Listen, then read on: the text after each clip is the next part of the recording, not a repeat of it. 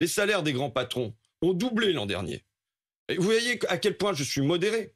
Parce que je ne demande pas une indexation des salaires sur l'inflation de ces grands patrons. Je ne demande pas un doublement des salaires des agents d'entretien, des caristes, des camionneurs, des ouvriers de l'industrie agroalimentaire. Je demande simplement, moi, qu'il y ait un relèvement à 1 500 € et qu'ensuite il y ait une indexation des salaires sur l'inflation. Sur ce point, vous avez déposé plusieurs amendements pour indexer les salaires sur l'inflation. Vous avez évoqué le fait que depuis 40 ans, effectivement, il y a une modération salariale. Pourquoi ? Parce qu'en 1983, la gauche au pouvoir, le président Mitterrand, c'était le tournant en rigueur, a décidé de ne plus indexer automatiquement les salaires sur l'inflation. C'est le cas encore pour le SMIC, mais pas pour les autres salaires.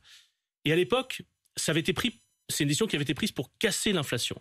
C'était le seul moyen qu'ils avaient trouvé pour casser l'inflation. Si aujourd'hui on indexe les salaires sur l'inflation, on va avoir ça va être répercuté sur les prix, donc ça va grossir l'inflation, ça va grossir les salaires. On va être dans une sorte de spirale qui va nous amener à une crise économique, des licenciements et une augmentation des taux d'intérêt. Je connais bien ce discours. Mais vous savez... c'est la gauche qui a cassé cette...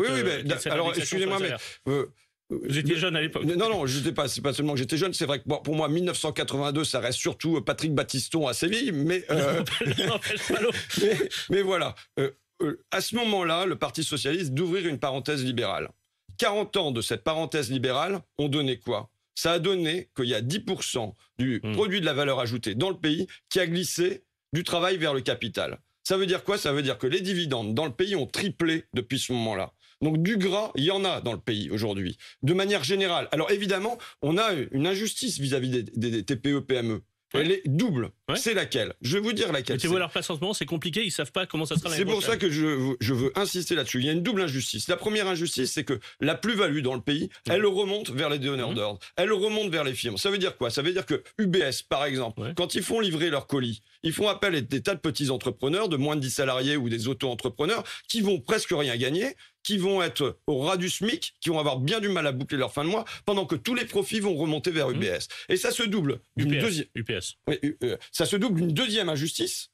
Quelle est cette deuxième injustice ? C'est que l'impôt va taper davantage sur les TPE-PME que sur les grandes firmes. C'était montré là dans un papier qui montre que les entreprises du CAC 40, en moyenne, elles payent entre 0 et 4% d'impôts sur les sociétés, quand les TPE-PME payent 24,72%. Pour revenir sur cette question de l'indexation des salaires sur l'inflation, si demain, et c'est une hypothèse parce qu'on sait que le gouvernement ne va pas vous suivre, mais si demain il y a une indexation des salaires sur l'inflation, pour plein de petites entreprises, c'est la fin, elles ferment, elles mettent la clé sous la porte demain matin. Et c'est pour ça que je vous ai présenté ce tableau général d'une injustice faite aux petites entreprises et au profit des grandes. Mais on ne peut pas laisser se développer dans un pays. Moi, je vous repose la question, c'est comment on fait nation ? Comment on fait pour que l'égalité est au cœur de notre triptyque républicain, liberté, égalité, fraternité ? Comment on fait pour que les salariés des petites entreprises ne subissent pas une inflation galopante qui va éroder leur pouvoir d'achat, qui va les faire se dire « mais moi, je travaille et j'ai droit à quoi ?» Comment je fais pour vivre ? Eh bien, je vous réponds, Monsieur Corbet. Allez-y. Je vous réponds, il faut rétablir dans ce pays de la justice fiscale. Vous savez, on est comme au temps des seigneurs.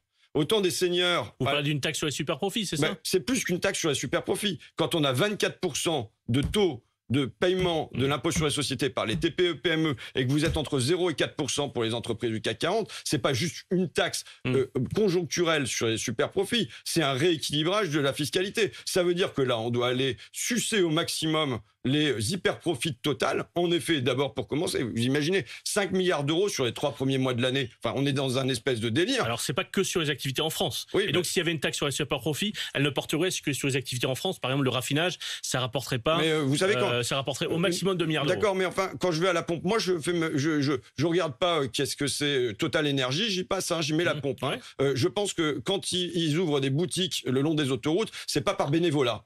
Non, mais ils gagnent beaucoup d'argent, mais ça ne serait pas, comment dire, s'il y avait une taxe sur les profits de Total, ça serait uniquement sur les activités. D'accord, mais à ce moment-là, on peut taxer Esso, on peut taxer Exxon, on peut taxer aussi les entreprises étrangères qui font des profits en France. Le problème, c'est que on a la Total qui dit, moi, je vais pas payer mes impôts en France parce que c'est pas ici que je fais du profit, même s'il y en a quand même une part.